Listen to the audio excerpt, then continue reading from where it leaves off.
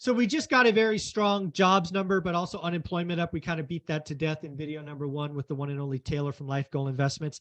I do want to talk about the last remaining key economic report, which will come out on June 13th, which is called CPI. It comes out the day the Fed meeting starts and the day before we hear if we get an increase or a pause. I certainly have my opinion where CPI, headline, and core are going. But before I share my thoughts, I thought I'd talk to Taylor about his. How you doing, man? Doing great, doing great. This is kind of, we are at this inflection point where we've seen inflation ramp and then fall off a cliff. And no, well, I shouldn't say it that way. We saw it ramp like a skyrocket, and then we saw it kind of stair step downwards, and then it started to shudder sideways more recently. And that's where we're staring at it right now and going, okay, does this sideways hit the inflection point of going back up or going back down, which we all hope it does, right? Yeah. So at the end of the day, I think that the data is leading us right now in the direction of inflation continuing to move back downwards after this flat period right now. You're seeing commodity prices absolutely get pummeled. It's not just oil, which everyone pays attention to. It's also lumber, it's natural gas, it's corn, it's soy. It is everything across the market. Even Dr. Copper is down, right? Even copper. Correct. And copper is always an interesting one because copper is, one of the biggest components that are in building materials. And it is something where copper and gold have this diverging path, right? I'm doing a weird thing with my hands right now. I guess that's what I was trying to do.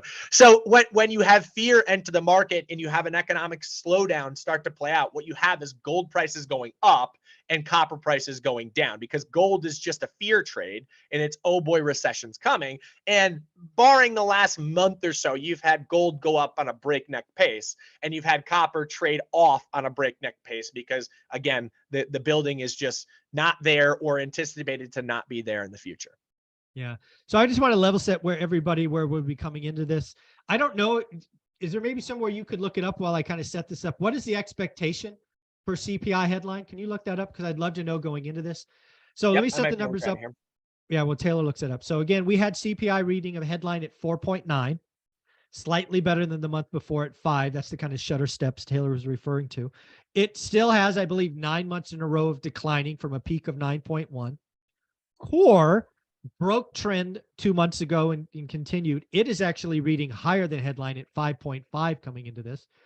There are things called the base effect, which I am focused on because we are actually dropping off the largest monthly base effect of the series of 12 this month and another monster next month. So I think CPI can't do anything but go down. Commodities also falling, retailers discounting. I think we're set up to have something below 4 or 5. I don't know what the experts are calling for. But I think CPI reading will be 4 or 5 or below, and we're going to get the pause that I've called for a couple of months now. Yeah, I tend to agree with you. I didn't get it. I'm looking at one more place right now. But I tend to agree with you that you're going to continue to see a drift downwards in this because of that. To your point, we get this massive spillover effect that comes from what happened last year and the direction of where things were last year. So it looks like June expectation is for 512 is what we have as of right now. This is as of the Cleveland Fed number. Is that core? Yep. Is that core? That's okay. I'm sorry. That is core CPI. See, down from 5.5 to 5.1. I got I'm good at this stuff. You are. CPI is 313. Shut up. So yeah, that's what I'm looking at right now. I mean, I could be reading this wrong as I'm trying to grab it last second, but I'm pretty sure that this is reading that core CPI is 512. CPI for June 2023 is expected to come in at 313. But we are looking at May and not June, so my apologies. 413 is what the CPI for May 2023 is expected. Okay. 413. And the core CPI is 534. Okay, so let's just round those to the first decimal. So we're looking. So again, if we got 4.1 headline, yep, and we got 5.3 core, we are not getting a Fed rate increase the next day. Just not happening. Yep. I tend to agree. It's funny that this forward market, the futures market on Fed expectations has been like drunken people buying All over the place. Bitcoin, Yeah. you know, from a day-to-day basis. It's been all over the place. So you go back to when the last meeting happened, it was an 80% no rate hike coming in June, 10% rate hike coming, 10% rate cut coming. So Cut. essentially they Yeah. were saying nothing's going to happen, and if it does, we have no idea which way it's going to Right. go. Until last week, you look at it, and it was a 64% chance that a rate hike was going to come in June. And now, fast forward to today, you have about a 60%, I'm sorry, a 2/3 chance of no hike and a 1/3 chance of a hike. And I tend to agree with that sentiment, and that's what the market's saying. But I tend to agree that the likelihood is, unless something weird happens between now and then, they're not going to hike. But we get anything below 4 or 5 headline, we're not getting a hike. It's just not coming. It'll be the 10th month in a row. It'll be half.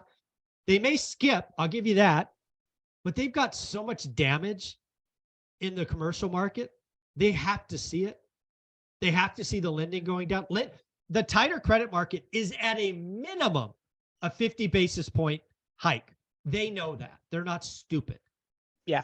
So I think it's way more than that. I think it's probably 2 to 3 times that. It's at least 50 basis points. Yeah, I mean, the fact that banks aren't willing to lend, it doesn't matter what the rate is. If they're looking at it and going, I can't lend to you, the rate doesn't matter at that point, and the velocity of money starts to freeze up. Yeah, I think it's wild that CPI headline could be 4.1. And then let's just play this out. Again, I've been telling my audience, this is the next 4 months.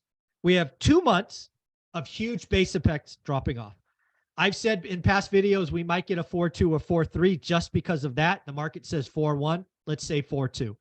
The next month, the second largest base effect rolls off. We could be at 3.6 or 3.7 easy in 2 months. And then we get the housing stuff rolling off, which I've been telling people comes late summer. We could be sub 3% by August or September. Headline. Then we got to talk about core. It's a little different, but it's wild. The Fed's going to do nothing but sit on their hands, in my opinion.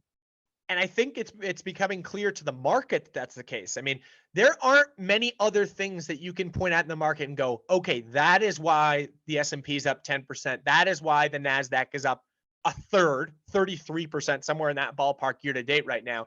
It's tough to look at it and say, this is why that's playing out. Again, we've looked at a lot of things like earnings contraction. You look at the big names, they've seen negative year-over-year earnings growth, and they're up 50% this year. It's like, outside of NVIDIA, I mean, there are some examples there that are bucking the trend, but I think that the stock market is saying, hey, inflation is going to continue to perpetuate down in a fast order. We'll see. Job market is relatively healthy. So I think what the stock market is saying is, the chances of a soft landing are increasing. Correct. That's what I think it's saying. Oh, no doubt. I think that, this is economists, so economists are different. Economist survey that was just put out by Barron's or someone reputable just came in, and it was almost the exact same percentage of people that said it the month prior, that 60% of the economists said that they do think a recession's coming. I am very much so in that camp. For the record, I think that it is being very Pollyannish to think that we're able to bring inflation down from 9+% when it's never been brought down from 5% without causing a recession.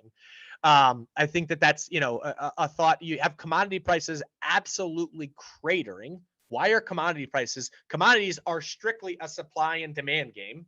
And so if the supply stays the same and the demand falls off, what you have is commodity prices shoot down through the floor, which is exactly what we're seeing right now.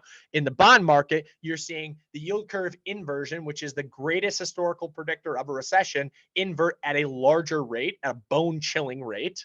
You have gold prices continuing to go up. The only one that's saying that we're wrong on the recessionary case is the stock market.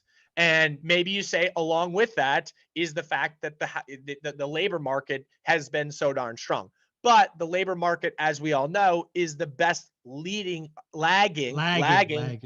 economic indicator there is. And what have we seen just this morning? You saw unemployment start to tick up. Initial jobless claims is a much better forward-looking indicator. Agreed. And unemployment and initial jobless claims have been drifting upwards for 3 or Ever 4 so months. slightly. Yeah. Ever so slight. Yeah, fair point. Not in a huge degree, but nonetheless, it's rate of change, and rate of Oh, change yeah. is going from coming down to turning agree. and going up. Yeah, I think if Powell had to pick a number for weekly unemployment claims, he wants to see something with a 3 on it. Right now, it's like 225, 232, something like that. But up, right? 6 months ago it was 180 something. Sure. So yeah, I think these are all good. So again, I think I'm standing pat that no rate increase. In fact, I'm still calling no rate increase all year. Also, no cut this year. I don't know how Powell cuts when you have S&P up, this and that. It's like that's not on my bingo card. But Taylor, I know you put out a lot of good stuff and you rant every now and then. Where can people find you? Find us at Life Goal Investments, at Life Goal Investments. Didn't say that well. On both Instagram and on TikTok. We're putting out daily stuff there. Once in a while, you get a rant where I'm frustrated with something, and that's fun. There you go. Taylor, have an amazing day. Thanks for doing this Friday and pitching in. Thanks, bud. You too. Good to see you, Michael.